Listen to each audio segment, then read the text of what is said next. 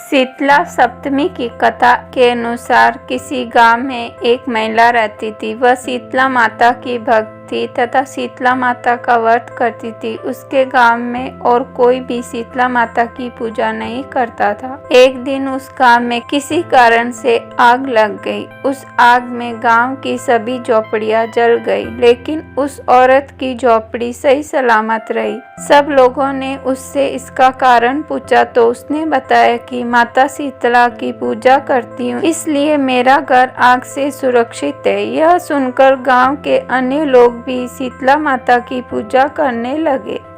शीतला माता की कहानी।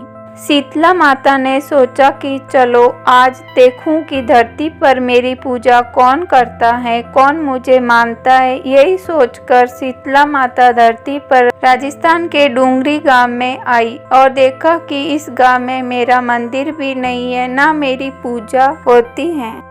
माता शीतला गांव की गलियों में घूम ही रही थी, तभी मकान के ऊपर से किसी ने चावल का उबला हुआ पानी नीचे फेंका। वह उबलता पानी शीतला माता के ऊपर जा गिरा, जिससे शीतला माता के शरीर पर छाले पड़ गए। शीतला माता के पूरे शरीर में जलन होने लगी। शीतला माता गांव में इधर उधर भाग भाग कर चिल्लाने लगी, अरे मैं जल गई, मेरा शरीर तप रहा है, जल रहा है, कोई मेरी मदद करो। लेकिन उस गांव में किसी ने शीतला माता की मदद नहीं करी। वहीं अपने घर के बाहर एक कुंभारन बैठी थी। उस कुंभारन ने देखा कि अरे यह बूढ़ी माई तो बहुत जल गई है, इसके पूरे शरीर में छाले पड़ गए हैं, वह तपन सहन नहीं कर पा रही है। तब उस कुंभारन ने कहा, हे माँ तू यहाँ आकर बैठ जा, मैं तेरे शरीर के ऊपर ठंडा पानी डालती हूँ। कुंभारन ने उस बूढ़ी माई पर खूब ठंडा पानी डाला और बोली, हे माँ मेरे घर में रात की बनी हुई राबड़ी रखी है, थोड़ा दही भी है, तू दही राबड़ी खा ले। जब बूढ़ी माई ने ठंडी ज्वार के आटे की राबड़ी और दही खाया तो उसके शरीर को ठंडक मिली। तब उस कुंभारन ने कहा, माँ बैठ जा, तेरे सिर के बाल बिखरे हैं, ला मैं तेरी चोटी गूंथ देती हूँ। और कुंभारन माई की चोटी गूंथने हेतु आंगसी बालों में करती रही। अचानक कुंभारन की नजर उस बूढ़ी माई के सिर के पीछे पड़ी तो कुंभारन ने देखा कि एक आंख बालों के अंदर छुपी है। यह देखकर वह कुंभारन डर के मारे घबरा कर भागने लगी। तभी उस बूढ़ी माई ने कहा, रुक जा बेटी, तू डर मत, मैं कोई भूत प्रेत नहीं हूँ, मैं शीतला देवी हूँ। मैं तो इस धरती पर देखने आई थी कि मुझे कौन मानता है, कौन मेरी पूजा करता है। इतना कहकर माता चार भुजा वाली, हीरे जवाहरात के आभूषण पहने, सिर पर स्वर्ण मुकुट धारण किए अपने असली रूप में प्रकट हो गई। माता के दर्शन कर कुंभारन सोचने लगी कि अब मैं गरीब इस माता को कहाँ बिठाऊं। तब माता बोली, हे बेटी तू किस सोच में पड़ गई। तब उस कुंभारन ने हाथ जोड़कर आंखों में आंसू बहाते हुए कहा, हे माँ मेरे घर में तो चारों तरफ दरिद्रता बिखरी हुई है, मैं आपको कहाँ बिठाऊं। मेरे घर में ना तो चौकी है, ना बैठने का आसन।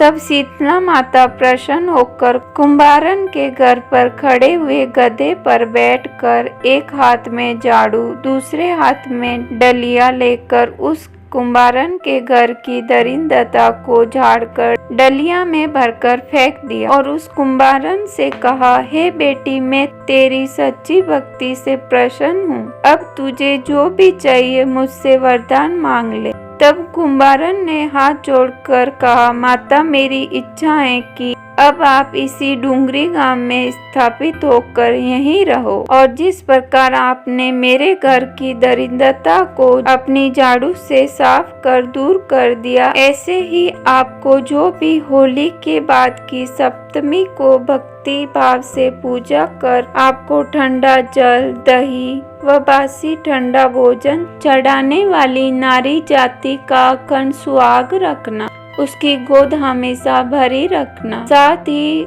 जो पुरुष शीतला सप्तमी को नाई के यहाँ बाल न कटवाए, धोबी को कपड़े धुलने न दे और पुरुष भी आप पर ठंडा जल चढ़ाकर, नारियल फूल चढ़ाकर परिवार सहित ठंडा बासी भोजन करे, उसके काम धंधे व्यापार में कभी दरिद्रता न आए। तब माता बोली, तथास्तु। हे बेटी, जो तूने वरदान मांगे हैं सब तुझे देती हूँ। हे बेटी, मैं तुझे आशीर्वाद देती हूँ कि मेरी पूजा का मुख्य अधिकार इस धरती पर सिर्फ कुम्हार जाति का ही होगा। तभी उसी दिन से डुंगरी गांव में शीतला माता स्थापित हो गई और उस गांव का नाम हो गया शीतल की डुंगरी।